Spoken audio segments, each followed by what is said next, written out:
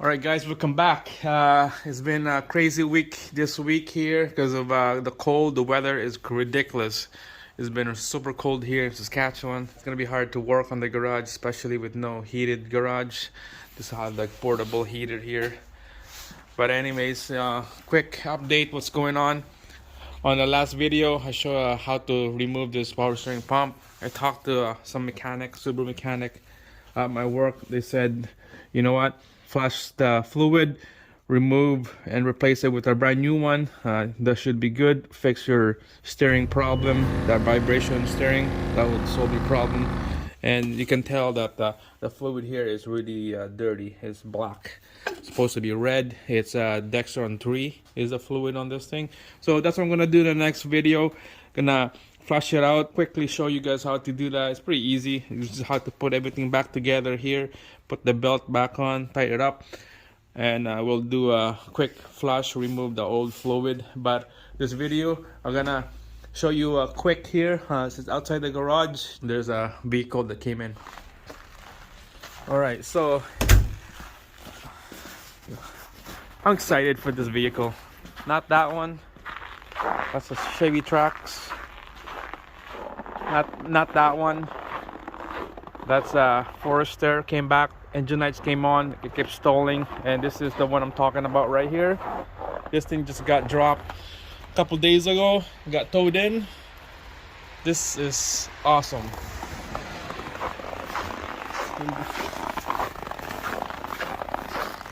Hell yeah. 3.8 coupe Genesis.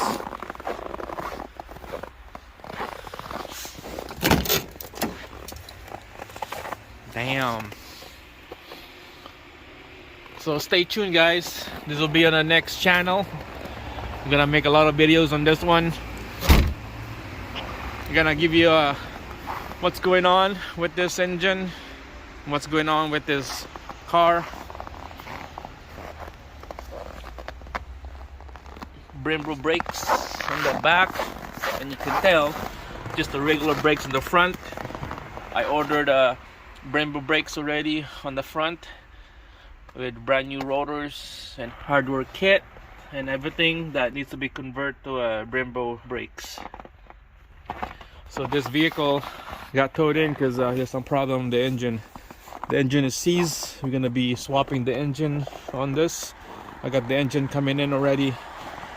It will show up in the next couple of days, but we're not gonna be touching this vehicle for the next couple of weeks probably, because we got some more stuff that we need to do before working on this vehicle. But I'm gonna quickly show you guys I got for the brakes. I ordered the brakes already. All right, let's dive in. Let's go. All right, guys, we're back in the house here. I got all these parts here to do the conversion kit on that Genesis. All right, so let's start from the brake pads. Here's the part number.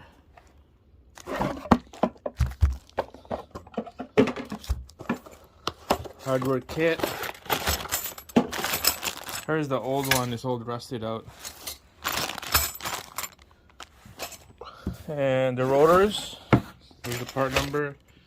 So there's two types of rotors size.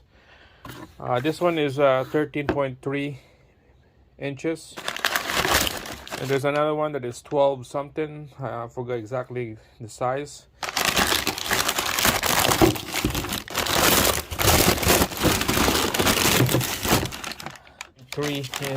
Inches, just a little over. It's almost 13 and a quarter. Okay. Alright, so let's talk about the caliper. Here we go. So this caliper, of course, I got this from the top model of Genesis. Everything will bolt in perfectly to the knuckle. I got this from the junkyard. With shipping and everything, it's 230 bucks Canadian. So on the vehicle, the bolt goes here. You can use the old bolt on the base or your Genesis, and the hose, you can use the base Genesis. That stock hose can match to this thing, so everything will bolt right in. Have to buy a paint, do a little bit of touch up on this because there's a little bit of a scratch right here, some nicks right here, and let's see if this thing lined up. Let's give it a try.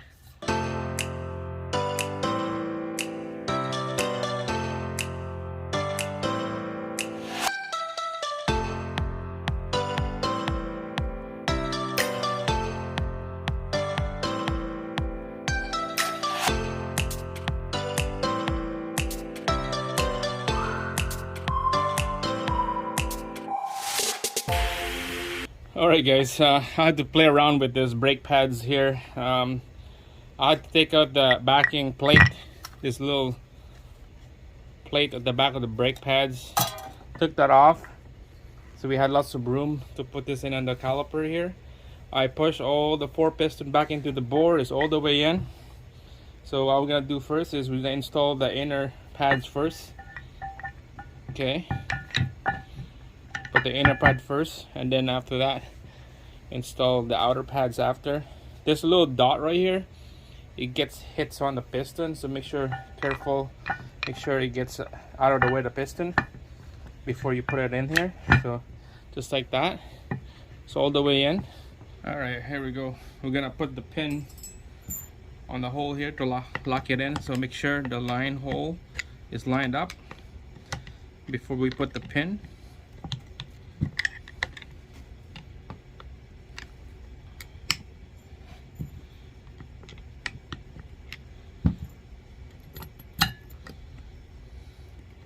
So start with the bottom first.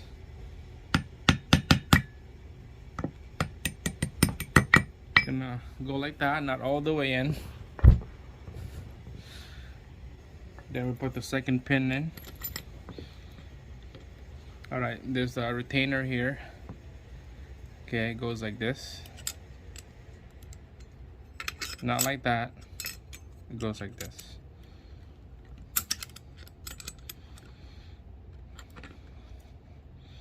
Push it in and then go under the pin.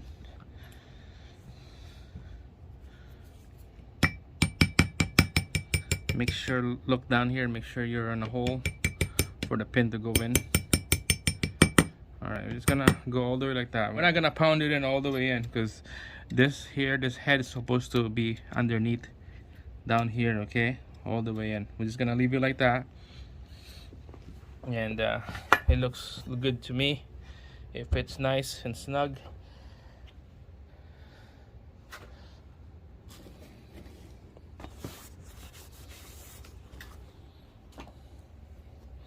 That's it. It's gonna look sick. It's gonna look nice when this thing's on the vehicle. There's no cutting, no drilling. Everything will line up perfectly. The pilot hole right here will line up to the stock hub, and the caliper bolt down here, the knuckle, it will line up. Wow, it looks good.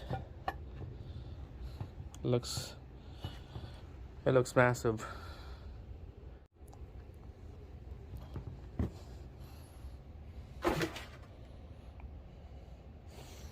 Alright, that's it guys. So stay tuned on the next video.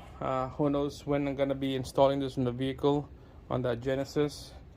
I'm probably gonna install this first before I do the work on the engine. That's it. Stay tuned. Give me a thumbs up, like the video, subscribe. I'll see you again on the next one.